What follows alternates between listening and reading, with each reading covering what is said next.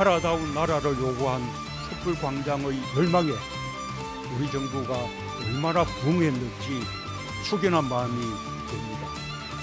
선거 과정에서 더욱 깊어진 갈등의 골을 메우며 국민 통합의 길로 나아갈 때 대한민국은 진정한 성공의 길로 더욱 힘차게 전진할 것입니다.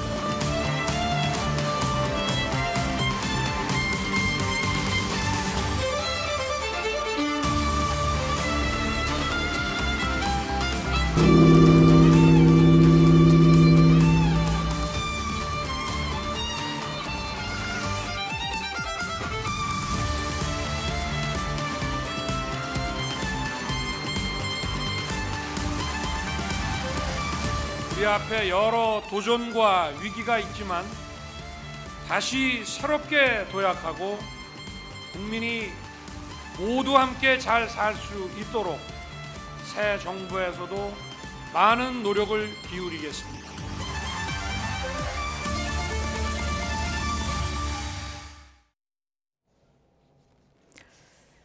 네, 문재인 정부의 마지막 날이자 윤석열 정부 출범 하루 전입니다. 자, 현 정부 검찰총장 출신으로 정권 교체를 이뤄낸 윤석열 정부에 대한 국민의 기대는 무엇일까요? 자, 여론조사와 함께 짚어보겠습니다. 김영준 명지대 교수, 배종찬 인사이트K 연구소장 두 분 모셨습니다. 어서 오십시오. 예, 안녕하십니까? 예, 안녕하십니까? 자, 떠나는 문 대통령 오늘 퇴임사를 통해서 무거운 짐을 내려놓는다. 자, 이런 메시지를 남기기도 했는데요. 네. 자, 오늘 발표된 리얼미터 국정수행 평가를 보면은 뭐 소폭 떨어지긴 했습니다만은 여전히 긍정 평가가 40%를 넘고 있거든요. 이거 앞으로도 좀 깨지기 힘든 기록일까요? 그렇죠. 깨지기 힘들지만 저는 깨져야 된다고 봅니다. 깨져야 된다. 네, 네. 오히려 그래도 부정 평가가 더 높거든요. 문재인 대통령, 이후 대통령은 어떻게 하면 긍정 평가가 더 높게 임기를 마무리할 수 있을지 그런 고민을 더 할 필요가 있을 것으로 보이고요. 또 긍정적인 점도 있고 또 부정적인 점도 있습니다. 하지만 이제 문재인 대통령이 이 정도로 유지하는 걸 보면 일단 개인적으로 또 부패 비리가 없었다. 친인척 가족에. 그런 게 이제 가장 큰 이유가 될 수 있고 또 하나는 대선 이후에도 문재인 대통령과 윤석열 당선인 사이에 좀 대결 구도가 됐어요. 그러니까 신구 세력 갈등이 되다 보니까 오히려 문 대통령 지지층들은 호남 40대 화이트 칼라, 호사화 중심으로 특히 40대 결집하는 그런 또 현상도 있었고요. 저는 문재인 대통령 지지율이 이렇게 유지되는 큰 이유 중에 또 하나는 노무현 기저현상. 노무현 전 대통령이 정말 지지율이 폭락하면서 패족이다 이런 이야기까지 나오지 않았습니까? 그런 만큼 노무현 전 대통령 지지층들이 상당히 견고하게 또 문재인 대통령의 지지층으로 막판까지 결집돼 있는 모습이었다고 봐야 되겠죠. 리얼미터가 분석을 해봤더니 임기 5년 내내 평균 지지율을 봤더니 51.9%. 자, 오늘 이런 수치가 나왔는데 역대 최초로 대선 득표율을 상회하는 수치거든요. 근데 여전히 콘크리트 지지층이 견고한 이유, 교수님은 어떻게 보십니까? 조금 전에 우리 교수님이 말씀하셨지만은 대통령에 대한 국정 수행 평가의 가장 핵심적인 부분들은 전반부하고 후반부하고 좀 나눠지는 것 같아요. 그러니까 전반부는 이제 적폐청산이라든지 아니면 남북관계 개선 문제 이런 속에서 굉장히 높은 지지를 받았고요. 그리고 국민들은 항상 이제 이 정보 이론에 따르면은 어떠한 정보를 일단은 저장을 시켜놓고 그리고 나중에 되면 그걸 이제 인출하는 그런 거를 가져오거든요. 그러니까 아마도 집권 초기 1, 2년 사이에 굉장히 높은 지지를 받은 거로 기억을 하고 있지 않습니까? 80%대 높은 지지를 받았기 때문에 이것이 어느 정도 나름대로 그 일종의 관성의 법칙이 작용됐을 가능성도 굉장히 좀 크다고 좀 봅니다. 그리고 더 나아가서 여러 가지 뭐 권력형 비리 문제가 없기 때문에 그렇다고 얘기를 하고 있지만은 또 한편으로는 그 본인이 굉장히 이제 서민적, 소탈하다 이런 것들이 이제 작용됐었던 부분들 좀 있어요. 그런데 저는 이제 굉장히 우리 문재인 대통령도 전 정부 검찰총장 출신이 야당 후보가 돼가지고 정권이 교체된 게 아이러니라고 말을 썼는데요. 아니 저렇게 높은 지지를 받는데 왜 정권이 교체됐을까요? 저는 그게 제일 큰 퍼즐, 궁금한 거예요. 그러니까 미국 같은 경우는 레이간 대통령하고 클린턴 대통령이 취임 바로 직후의 지지도하고 퇴임 직전의 지도 비교를 하면 퇴임 직전의 지도가 높았던 대통령입니다. 예. 그러니까 지금 우리는 그런 대통령이 없어요. 네. 그런데 그 두 분 다 함께 전부 다 8년 동안 정권 재창출을 했거든요. 아니 저렇게 높은 대통령인데 왜 그러면 정권이 교체됐을까요? 그 이유를 뭐라고 보십니까? 저는 뭐 여러 가지 이유가 있을 수 있는 것이죠. 그러니까 예를 들어서 지금 제일 큰 거는 대통령이 촛불 정부를 자임을 했었는데 촛불 정신에서 얘기했었던 가장 기본적 가치가 훼손됐다. 그러니까 그 기본적 가치라는 거는 저는 공정과 정의라고 봅니다. 예. 그런데 그것이 과연 지속될 수 있었던가라는 부분에 대해서 상당히 많은 부분들이 있고 예. 두 번째는 뭐냐면 지금 이제 성공한 대통령이라는 걸 우리가 여러 가지 각도에서 볼 수가 있겠지만 국정운영 지지도는 높지만 한국갤럽 등 다른 조사기관에서 이 정부의 핵심적인 정책, 특히 이제 한국갤럽은 8가지 정책에 대해서 얘기를 하고 있는데요. 문재인 케어 빼놓고 나머지 7개 정책에서는 전부 다 부정이 굉장히 높습니다. 가장 높은 게 뭐였었냐면 부동산, 인사. 네. 그러니까 다시 얘기해서 정책적 실패가 상당한 영향이 있었다. 그러니까 예. 실제로 보면은 여러 가지의 통치 스타일에 대한 부분들보다도 일반 국민들이 느끼고 체감하는 정책적인 면에서 실패를 했기 때문에 지지율이 높다 하더라도 그거는 절대 지지층을 결집시키는 효과만 있었지만은 예. 정책적인 측면에서 봤을 때는 굉장히 국민들이 아주 냉정하게 평가를 예. 하고 있다. 그래서 결국은 정권이 네. 교체되지 않았나 생각을 좀 합니다. 예, 말씀은 전반과 또 예, 후반을 좀 분리해서 봐야 된다는 얘기도 네네. 앞서 해주셨는데 어느 정부나 뭐 빛과 그림자가 다 있는 그렇죠. 거 아니겠습니까? 네.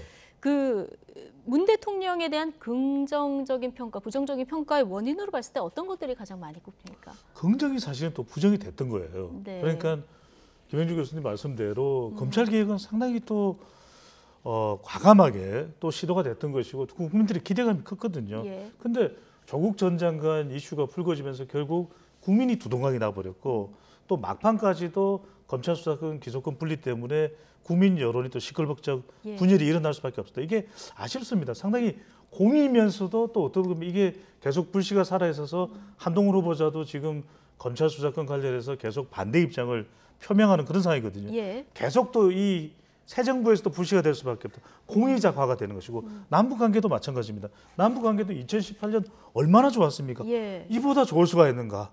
백두산에서 아리랑 노래를 부르고 아 드디어 됐다. 이제 남북 관계 됐다. 그렇죠. 평양 가서 평양냉면 먹는구나. 이렇게 생각했는데 지금 와서 보면 하나도 또 진전된 게 없어요. 그러니까 공의자화가 돼버린 것이고 부동산도 마찬가지로 30번 가까이 정책 발표를 뒤집고 또 뒤집고 또 뒤집고 부동산에 대해서도 많은 기대를 했는데 예. 이것도 공이 될 뻔하다가 또 과가 돼버렸거든요. 참 아쉬운 게 교수님 지적대로입니다. 정책은 좋은데 정책을 시도한 건 좋은데 정책적 좀 소통을 했어야 되는데 예. 더 많이 소통하고 검찰 수사권 기소권 분리도 왜 해야 되냐. 참 아쉬운 게 소통이 부족하다 보니까 긍정 지지율도 높은데 예. 반대 문재인 대통령 국정 수행에 대해서 반대하는 이 강함이 이 강도가 매우 강한 거예요. 역대 대통령에 비해도 그러다 보니까 정권 재창출이 안 되는 거죠. 너무 그냥 꽁꽁 뭉쳐서 아이 정권 교체 아니고는 안 돼. 그걸 한 몸에 지지를 받으면서 대통령 자리에 내일입니다. 올라가는 인물이 바로 윤석열 당선인인 거죠. 그러니까요. 자, 문재인 대통령 그 인수위 기간도 없이 굉장히 바쁘게 출범을 했고 정말 다사다난했던 5년을 보낸 것도 사실인데 오늘 6시까지 이제 업무를 보시고 청와대를 걸어서 나와서 내일 대통령 취임식에 참석하고 이제 양산으로 간다. 네. 그런 계획입니다. 잊혀지고 싶다 이런 얘기를 했는데 가능할까요? 본인이 이제 잊혀지고 싶지만은 여러 가지 상황이 잊혀지기 어려운 구조가 만들어진 것 같아요. 예. 가장 이제 큰 거는 그래서 왜 검수완박이라는 이 법안에 대해서 막판에 그것도 퇴임 6일을 남겨놓고 했을까라는 부분들이요. 그러니까 자꾸만 이 검수완박이라는 것이 법안이라는 것이 예. 위헌 여부. 지금도 한동훈 지금 장관 후보자 내용에서도 검수완박 법안까지 계속 쟁점화가 되면 결국 나중에 문재인 대통령이 소환될 수밖에 없는 상황이기 때문에 예. 그것은 결국은 잊혀지기가 어렵다. 두 번째는 뭐냐면 지금 한반도 평화체제를 구축을 했다고 얘기를 하고 있지만은 2018년도 하노이 회담 이후에 예. 결국은 우리한테 돌아온 거는 북한이 계속해서 ICBM, SLBM을 포함해가지고 얼마나 엄청난 말을 했냐면 핵 선제 공격이라는 표현까지 썼단 말이에요. 예. 그러면 이것이 무슨 한반도 평화체제를 구축했다는 얘기냐. 그러니까 북한이 대한민국에서 도발하면 도발할수록 문재인 대통령이 또다시 소환될 수밖에 없는. 예. 그러니까 결국은 잘못된 접근을 통해서 대화에 불씨를 남겼다고 하지만 국민들이 요구하는 가장 핵심적인 거는 평화잖아요. 예. 그러니까 평화에 대한 성과가 나오지 않을 때는 다시 한국 돌아볼 수가 없는 것이고 또 부동산 문제는 제가 볼 때는 신정부가 들어오더라도 그렇게 쉽게 단기간에 이 문제가 해결될 수 어렵다고 보기 때문에 그러면 다시 부동산 문제가 나오면 문재인 대통령의 부동산 정책에 대한 문제가 또 나올 수밖에 없는 그런 의미에서 봤을 때 여러 가지 면에서 문재인 대통령은 정말 잊혀지기가 어려운 구조로 돼 있는 게 아닌가라는 생각을 좀 합니다. 계속 소환될 수밖에 없다 이런 얘기를 해주셨는데 자 이제 뭐 평화 남북 관계 관련한 얘기도 잠깐 해주셨는데 사실 지금 남북 관계가 다시 원점으로 돌아가긴 했습니다만은 김정은 위원장하고의 어떤 친서를 주고받는다든가 이런 직접적인 어떤 친밀한 어떤 관계 유지가 과거와는 좀 이례적으로 다르게 있지 않았습니까? 뭐 이런 부분에서 어떤 역할을 좀 할 수 있지는 않을지 어떻게 보십니까? 미국 같은 환경이라면 가능할 것 같아요. 왜냐하면은 오히려 퇴임 이유가 더 아름다웠다, 주목받는다라고 하는 대통령이 지미 카트 전 대통령이거든요. 왜냐하면 평화 이야기가 나올 때 또 평화의 집짓기, 사랑의 집짓기, 헤비타트 운동을 하는 모습을 보면서 지미 카트 대통령은 임기 후가 더 나아 이런 평가를 하는데 우리나라는 문재인 대통령이 아마 그렇게 행동을 하면은 정말 또 정쟁의 중심에 서버릴 겁니다. 그래서 저는 세 가지다. 공평거. 그러니까 사람이 먼저다라는 이야기를 했던 문재인 대통령이거든요. 봉사활동하면서 참 퇴임 대통령의 모습이 아름답겠구나. 또 하나는 이제 평화인데 이것도 너무 전면적으로 의견을 드러내면 윤석열 정부하고도 충돌될 가능성이 상당히 높을 거예요. 그래서 저는 차분하게 조용히 우리 남북관계의 평화운동을 아주 조용하지만 체계적으로 그런 운동을 좀 전개를 해보시는 거 좋고 소리 내지 않고 그다음에 저는 마지막으로 거리입니다. 노무현 전 대통령이 그런 이야기했죠. 정치하지 마라. 정치하지 마라. 그런데 정치를 할 수밖에 없는 상황이었습니다. 국정농단이 있었고 촛불 민심이 있었고 그렇다면 저는 좀 거리를 돌아. 공평거 거리를 좀 뒀으면 좋겠다. 봉사 평화 거리. 거리를 좀 돌아. 알겠습니다. 자, 오늘 새벽 0시를 기해서는 새 대통령으로 이제 국군 통수권이 이양이 되죠. 20대 대통령의 취임식은 내일 오전에 진행이 됩니다. 자, 미리 보는 취임식 모습 정유준 기자 리포트 잠시 보시고 이야기 이어가겠습니다. 2월 25일 1988년 2월 25일 국회의사당에서 예포와 함께 비둘기들이 날아올랐습니다. 대통령 직선제가 부활하면서 선출된 13대 노태우 대통령이 국회에서 취임식을 연 건데요. 그때부터 국회는 줄곧 대통령 취임식장으로 사용됐습니다. 이번 20대 윤석열 대통령 취임식도 바로 이곳 국회의사당에서 열립니다. 취임식장 모습 미리 한번 볼까요? 취임식장 배경은 초등학생들이 어린이가 꿈꾸는 대한민국을 주제로 그린 그림을 사용했습니다. 단상에는 문재인 대통령 내외와 윤석열 당선인 내외가 앉을 자리가 양쪽에 준비되어 있는데요. 사실상 이 취임식이 함께 진행됩니다. 연단 앞에는 엠블럼이 보입니다. 태극 날갯짓을 형상화한 것인데 연결과 약속, 새로운 희망을 표현하고 있습니다. 취임식 엠블럼은 지난 15대까지는 조선시대 군주의 상징인 봉황을 사용했지만 노무현 정부 이후부터는 매번 다른 걸 채택했습니다. 노무현 정부는 국민의 소리를 듣겠다는 의미로 신문고를 형상화했고 이명박 정부는 태평성대의 희망을 태평고로 표현했습니다. 박근혜 정부는 국민 화합의 의미를 담았습니다. 19대 문재인 대통령은 보궐선거로 당선돼 간략한 취임식만 열어서 엠블럼은 따로 없었습니다. 윤석열 대통령 당선인은 이곳 단상에 올라 취임 선서와 취임사를 합니다. 이번에는 공정과 상식, 원칙 있는 통합 등의 메시지가 담길 것으로 예상됩니다. 취임식 초청객은 4만 1,000명입니다. 코로나19 영향으로 2만 명 정도로 계획했다가 사회적 거리두기 완화 기조에 따라 인원을 좀 더 늘렸습니다. 단상 앞뒤로 초청객 좌석이 마련되는데요. 단상 뒤쪽에는 외교 정상과 사절들, 국회의원, 대통령이 초청한 특별 인사 등이 앉을 예정입니다.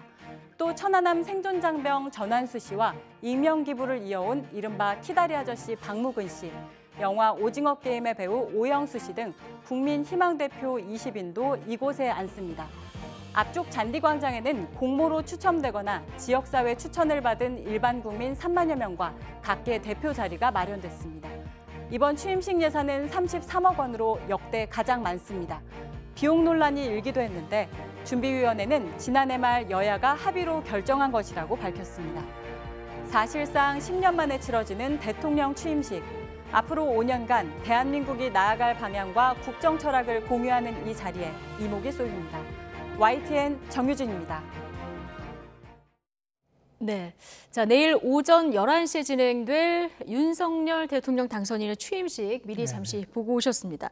취임식 하면은 취임사에 어떤 내용이 담길까? 이 부분이 가장 관심인데요. 교수님 보시기에 이런 내용이 꼭 담겼으면 좋겠다 하는 게 있을까요? 뭐 예고편이라고 하면은 자유시장 공정연대 이런 것들이 이제 포함될 거라 얘기를 하고 있지 않습니까? 그런데 아마 문재인 대통령 5년 내내 가장 많이 거론됐던 게 문재인 대통령 취임사셨어요. 특히 기회는 굉장히 평등하고 과정은 공정하고 결과는 정의로울 것이다. 굉장히 좋은 말인데 그럼 나는 어떠한 대통령이 됐겠다라는 얘기를 많이 하셨어요. 근데 실은 그게 잘 이루어지지 않다 보니까 취임사가 계속 소환됐고 더 나아가서 한 번도 경험해보지 못한 나라를 만든다고 얘기를 했는데 그게 또 역설적으로 그 표현되는 부분들이 있거든요. 그래서 취임사는 아주 그 외형상으로 또는 좋은 거 이상으로 꼭 실천해야 된다라는 거. 저는 그래서 두 가지를 굉장히 관심 있게 봐요. 하나는 뭐냐면 우리만이 아니라 뭐 외국에서도 대통령이 선서를 하잖아요. 그 선서는 그냥 외형상 선서를 하는 게 아니에요. 국민들에게 약속을 하는 거잖아요. 그 약속 중에서도 가장 큰 약속이 뭐냐면 헌법을 준수하고가 제일 먼저 나옵니다. 어떤 경우든 간에 헌법을 준수하는 대통령이 돼야 된다라는 거죠. 그 헌법을 준수한다고 얘기하면서 다른 법을 만들어가지고 헌법 정치를 파괴하면은 그거는 굉장히 국민들과 약속을 오히려 스스로 훼손하는 것이고 두 번째는 취임사에서 나온 국정 방향과 비전 부분들을 하고 지금 110개 과제하고의 연관성이 어떻게 돼 있느냐. 그냥 취임사 따로 과제 따로 하면은 상당히 집중력이 떨어질 수 있기 때문에 정말 실천할 수 있는 것, 더 나아가서 우선순위로 할 수 있는 부분들이 있거든요. 이것을 어떻게 이제 강조할 것인가를 한번 주의 깊게 우리가 좀 지켜봐야 할 거라고 좀 봅니다. 네, 자 윤석열 정부에 바라는 국민들이 기대한 가치는 뭘까? 이걸 조사를 해봤더니 공정이라는 키워드가 가장 높습니다. 그렇죠. 그럴 수밖에 없는 것이 윤석열 당선인이 뭐 선거 때부터 계속 주장을 해왔던 것이 강력하게 국민들에게 전달했던 것이 공정입니다. 세 개 트레이드마크입니다. 세 가지가. 윤석열 당선인은 선거운동 내내 헌법 정신, 그다음에 공정, 그다음에 상식이거든요.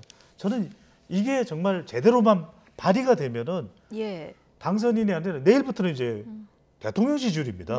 대통령 지지율도 더 올라갈 수 있고 아주 성공적인 대통령이 될 수 있거든요. 실제로 조사 결과를 보더라도 국정 운영에서 고려할 최우선 가치가 공정입니다. 그래서 지금 인사가 논란이 있는 것이거든요. 또 하나는 이제 소통입니다. 소통도 그 다음으로 높고 그 다음에 이제 화합과 정의인데 저는 이게 줄여보면 우리 시간에서도 말씀을 드렸지만 매주 월요일입니다. 소협통.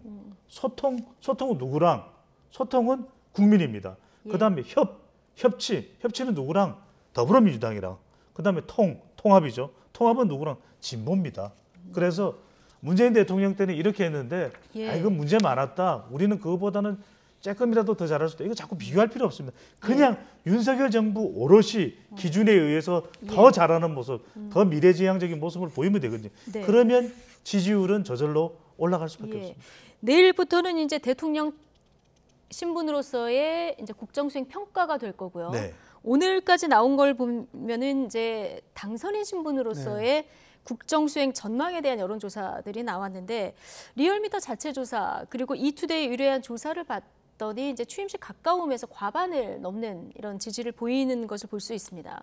조금 올라가긴 하지만 그 취임 초반에 그 수치로서는 그다지 높은 지지율도 또 아닌 이런 상황인데요. 자, 이게 뭐 약이 될 수도 있다 이런 해석도 일각에서 나오고요. 어떻게 보십니까? 지금 리얼미터가 조사한 거는 전망치예요. 전망치죠. 전망치하고 예. 지금 한국갤럽이 지난주에 발표한 조사는 현재의 국정 수행에 관련된 거예요. 그러니까 좀 다릅니다. 예. 근데 그 전망치는 역대 대통령 같은 경우는 한 70% 이상씩 높았거든요. 네. 거기에 비하면은 조금 이제 낮은 부분들, 그만큼 우리 사회가 굉장히 양분화됐다라는 것을 이제 보여주는 부분들이 예. 있는 거거든요. 그래서 이거가 현재 국정 수행 지지도가 자신이 얻은 대선 득표율보다 낮다라는 거는 그건 위험 신호예요. 예. 그래서 더욱더 정말 지금 우리 배 소장이 말씀하신 것처럼 또는 YTN, 리얼미터 이런 데서 조사한 나름대로의 가치를 주저 나가느냐. 근데 좀 아쉬운 거는요. 지금 조사를 하면서 공정이라는 단어가 제일 높게 나온다는 거는 조사 안 해도 저는 제일 높게 나올 것 같아요. 그런데 문제는 네. 뭐냐면 그 다음 조사를 해야 돼요. 예. 그 선생님께서는 그러면 대한민국이 공정해지려면 뭐 어떻게 해야지 공정해집니까를 물어봤어야죠. 저는 그걸 조사를 해본 적이 있습니다. 그랬더니 가장 많이 나온 게 뭐냐면 공정한 기회. 그러니까 제일 많이 나왔고요. 두 번째가 공정한 법 집행. 세 번째가 공정한 인사, 공정한 과정. 의외로 예. 공정한 분배는 기대한 만큼 그렇게 높지는 않았었어요. 네. 그러니까 이런 것을 토대로 한다고 한다면 누구나 자기가 능력에 맞춰서 또 열심히 노력한 사람만큼 그 기회를 줄 수 있는 네. 이 기회. 그래서 미국도 60년대 사회 갈등이 굉장히 심할 때 어떤 거를 끌어내냐면 이퀄 오퍼튜니티.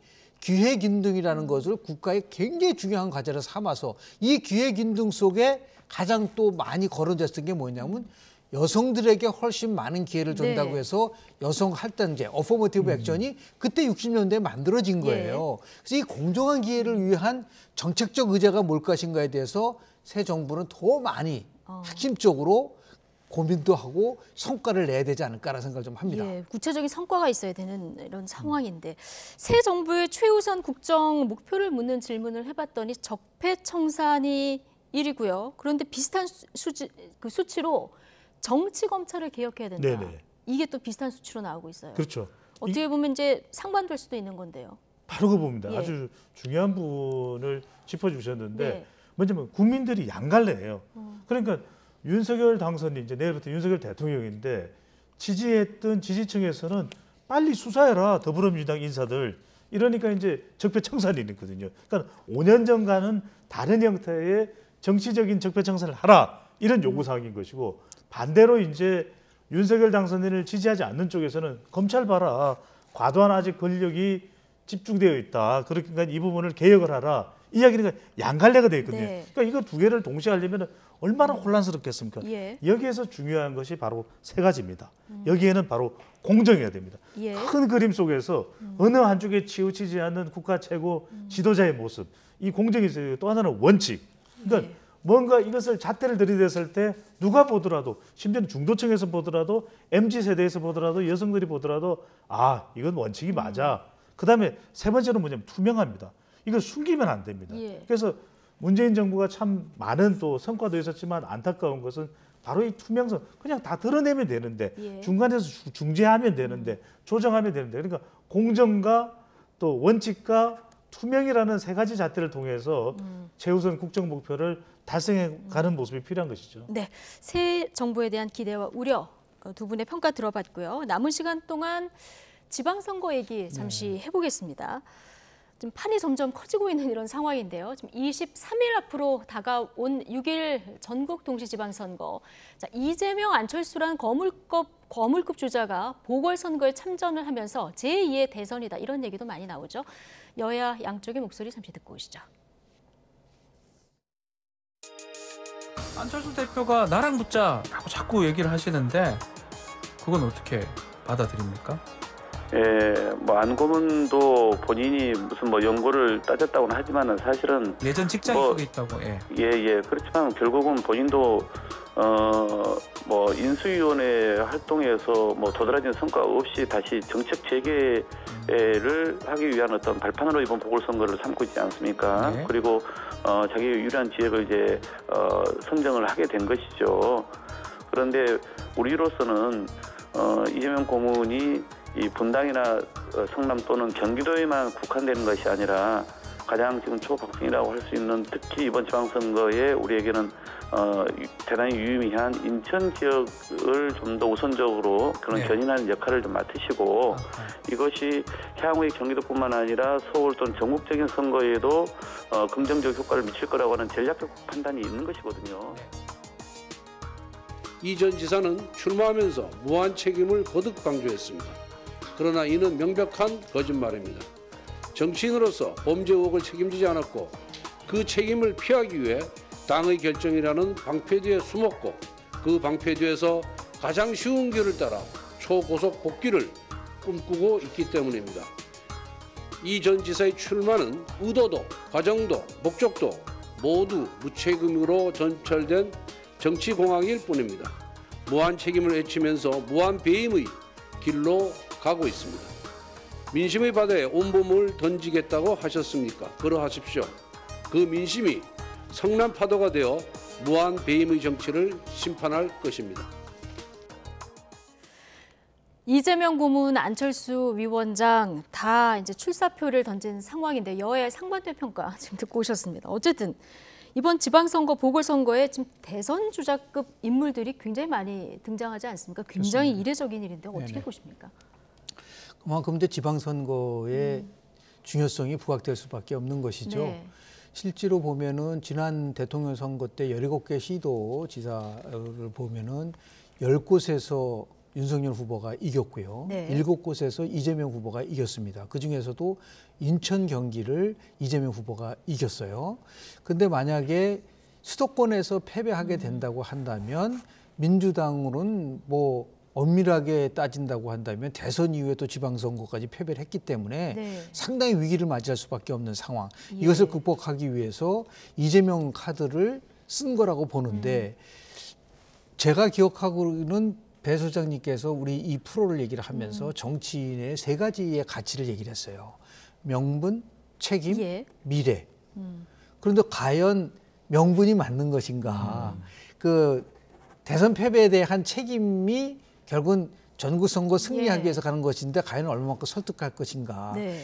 미래인데 이게 누구의 미래를 위한 것이냐? 본인의 미래냐? 아니면 국민의 미래냐? 이러다 보니까 상당히 많은 비판을 받을 수밖에 없는 네. 위치가 된 거라고 보고요. 전국 선거에서 승리하려고 한다면은 지역구 나가는 게 아니라 그냥 전국 상황을 갈 수 있는 상황 전체를 하면 되는 거죠. 이제 그런 면에서 봤을 때 충돌될 수밖에 없겠지만 결국은 민심이 이제 판단을 할 수밖에 없는 것이고요. 민심이 판단할 것이다. 이 예. 부분 속에서 두 대선급 후보자들이 나와서 이 지방선거에 들어가게 되면은 지방선거의 큰 틀이 네. 흔들릴 수도 있다라는 부분들을 좀 말씀을 좀 예, 드리겠습니다. 안철수 위원장도 지금 뭐 안랩 사옥에 있긴 하지만 네. 분당갑 출마에 대해서 또 이 명분이 약하다 이런 지적 동시에 나오고 네. 있는 상황인데 어쨌든 이재명, 안철수 거물들이 등판한 거 아니겠습니까? 그럼 지금 지방선거에서 가장 관심적이 경기도지사인데요. 네. 연계가 될 수밖에 없을 것 같아요. 그러니까요. 예. 그러니까 지금 총력전을 펼치는 겁니다. 교수님 말씀대로 명분, 책임, 미래 이런 거 다 떠나서 여하튼 이겨야 된다. 여하튼 이기는 게 제일 중요한 거죠. 네. 이제 대선 2차전 2라운드 말씀을 하시는 게 결과적으로는 뭐냐. 나올 때 명분이 뚜렷했는데 그렇지 않기 때문에 이 위기 상태를 회피하지 않겠다. 첫 번째 위기 상태를 이야기하는 거예요. 그 이야기는 이겨야 된다. 그러다 보니까 지역구는 이재명 고문의 경우에 개양 어리지만은 사실상 경기도가 인천을 광역단체를 이기기 위한 거죠. 그리고 전국적으로 좀 영향을 주고 지지층을 결집하기 위한 것이고 또 하나는 이제 외연확대입니다. 가만히 있으면 국민들한테 잊혀지거든요. 그러니까 예. 안철수 전 인수위원장도 그러면 원내 진입 안 할 거냐? 그럼 내년까지 그냥 2024년 총선 때까지 손 놓고 있어요. 그렇지가 않은 것이거든요. 네. 위기입니다, 자기 스스로. 예. 그러다 보니까 어떻게든 분당갑에 나가면 내가 경기도 김은혜 후보를 도와주기 위해서 등장했다. 그만큼 본인에 대한 주목도가 높아지고 마지막으로 이제 자기 방어죠. 여하튼 뭐 방탄이다 아니다 이런 논란도 있지만 결과적으로는 불체포 특권, 면책 특권 무시 못하는 것이거든요. 그러니까 이재명 후보도 그렇고 또 안철수 후보도 그렇고 본인도 지금 이제는 국민의 당에서 합당이 돼버리는 바람에 이제는 소수거든요. 그러면은 이런 원내에 들어가야 자기 몫이 커질 수 있기 때문에 양 후보 다 자기 방어 이유도 있는 거죠. 예. 알겠습니다. 어쨌든 뭐 승패에 관심적이 굉장히 늘어난 이런 상황인데 남은 20여일 동안 어떤 변수들이 또 등장할지 좀 관심 있게 지켜봐야 되겠습니다. 김영준 명지대 교수, 배종찬 인사이트K 연구소장 두 분과 함께했습니다. 고맙습니다. 네, 감사합니다.